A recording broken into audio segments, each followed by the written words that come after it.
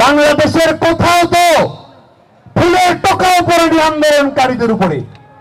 এই প্রফেশনাল আন্দোলনকারীরা, এই রাজাকারের প্রেতাত্মারা এই বাংলার পবিত্র জমিনে আমি রাজাকার বলে স্লোগান দেওয়ার ঔদ্ধত্য দেখিয়েছে। তাহলে কিসের জন্য এই টেনে হিসড়ে আন্দোলনকে লম্বা করা?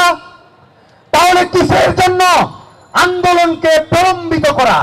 শিক্ষার্থীরা যেটি চেয়েছে সেটি বাস্তবায়িত হয়েছে, তারপরও কিসের সব রঙ্গ তামাশা আজকে বাংলাদেশের রাজপথে মঞ্চস্থ করা হচ্ছে?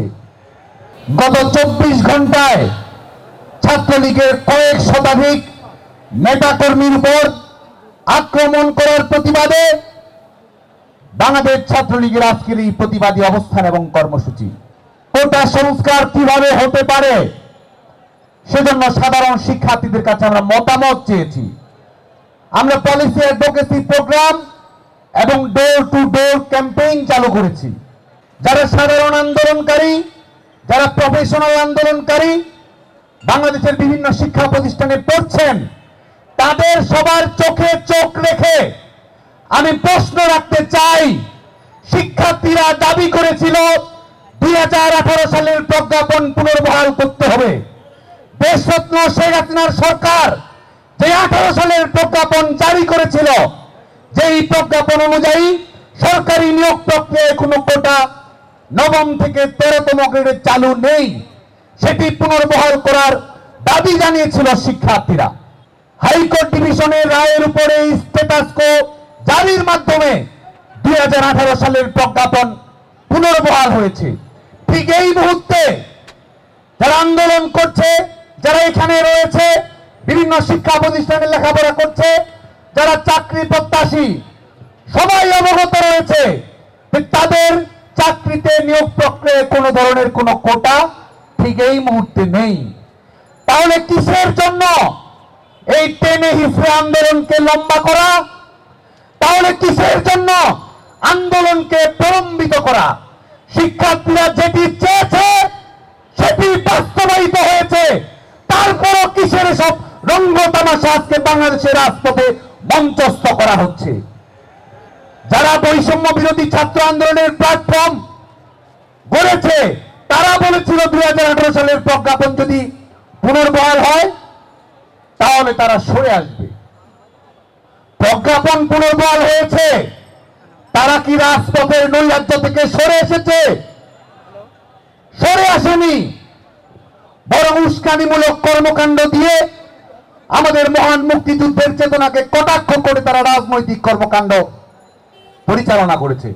যখন 18 সালের প্রজ্ঞাপন পুনর্বহাল হলো, তখন তারা কমিশন নাটক এবং পরবর্তীতে জরুরি সংসদ অধিবেশনের হাস্যকর কথাবার্তা বলছে। আমরা প্রশ্ন রাখতে চাই, তারা কি সাংবিধানিক শাসন সম্পর্কে ন্যূনতম ধারণা রাখেন না? তারা কি আইন বিভাগ, বিচার বিভাগ, নির্বাহী বিভাগের পার্থক্য সম্পর্কে অবগত নন? তারা কি রাষ্ট্রের 3 অঙ্গের মধ্যে যে স্বাতন্ত্র্য রয়েছে সেই স্বাতন্ত্র্য সম্পর্কে তাদের সুস্পষ্ট ধারণা নেই? তবে আজকে গোটা বাংলাদেশ ব্যাপী এই অনাকাঙ্ক্ষিত পরিবেশ, এবং এই অনাকাঙ্ক্ষিত পরিবেশ কোথায় গিয়ে থামলো? শিক্ষার্থীরা কোটা সংস্কার চায়। শিক্ষার্থীরা যৌক্তিক কোটা সংস্কারের কথা বলেছে। কোটা না মেধা, যদিও এটি একটি পলিটিক্যালি ইনকারেক্ট স্লোগান, একাডেমিক দিক থেকে সম্পূর্ণ ইনকারেক্ট স্লোগান, সেই স্লোগান দিয়েছে, মেনে নিলাম। কোটা সংস্কার চেয়েছে, সেই কোটা সংস্কার চাই আন্দোলনকে তারা কোন জায়গায় পর্যবসিত করলো, যেখানে সাধারণ শিক্ষার্থীদেরকে বিভ্রান্ত করে এই প্রফেশনাল আন্দোলনকারীরা, এই রাজাকারের প্রেতাত্মারা এই বাংলার পবিত্র জমিনে আমি রাজাকার বলে স্লোগান দেওয়ার ঔদ্ধত্য দেখিয়েছে। বাংলাদেশ ছাত্রলীগ তো শুরু থেকে দায়িত্বশীলভাবে প্রত্যেকটি কর্মকাণ্ড পরিচালনা করেছে। বাংলাদেশ ছাত্রলীগ যেমন শিক্ষার্থীদের দাবির সঙ্গে সুরে সুর মিলিয়ে কোটা ইস্যুর যৌক্তিক সংস্কার চেয়েছে, একই সঙ্গে বাংলাদেশ ছাত্রলীগ গণতান্ত্রিক মূল্যবোধে উজ্জীবিত ছিল।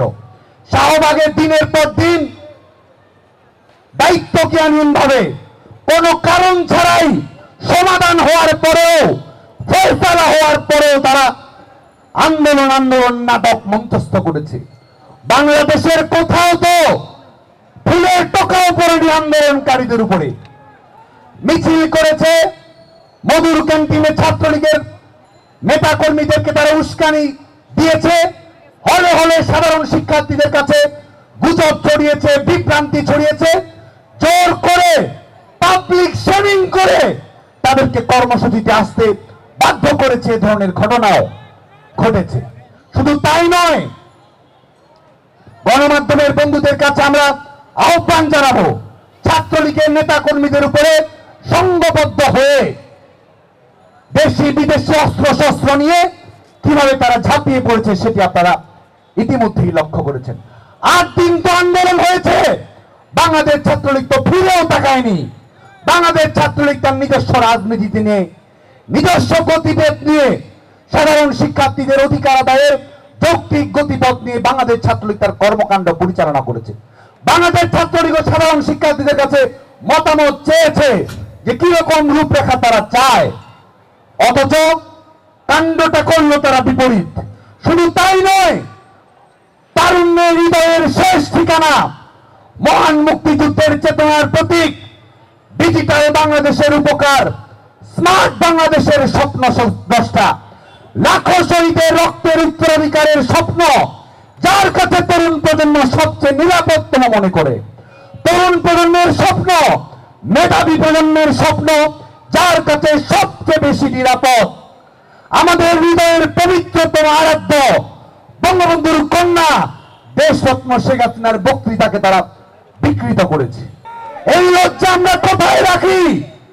মাননীয় প্রধানমন্ত্রী বঙ্গবন্ধু কন্যা দেশরত্ন শেখ হাসিনা সংবাদ সম্মেলনে একটি অন্তর্ভুক্তিমূলক যুগোপযোগী মেধাভিত্তিক স্বচ্ছতা ভিত্তিক নিয়োগ প্রক্রিয়া সম্পর্কে তার মতামত প্রকাশ করেছেন এবং একই সঙ্গে জাতির শ্রেষ্ঠ সন্তান বীর মুক্তিযোদ্ধাদের সবাই যেন সম্মান করে, যেটি আমাদের জাতীয় চাওয়া, সেই বিষয় নিয়ে অত্যন্ত বলিষ্ঠভাবে মাননীয় প্রধানমন্ত্রী বঙ্গবন্ধু কন্যা দেশরত্ন শেখ হাসিনা মন্তব্য করেছেন।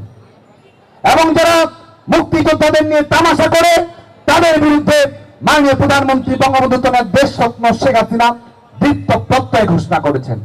তিনি বলেছেন, মুক্তিযোদ্ধার কোটা যদি না থাকে, মুক্তিযোদ্ধার নাতিপুতিদের যদি কোটা না থাকে, তাহলে কি রাজাকারের নাতিপুতিদের কোটা থাকবে?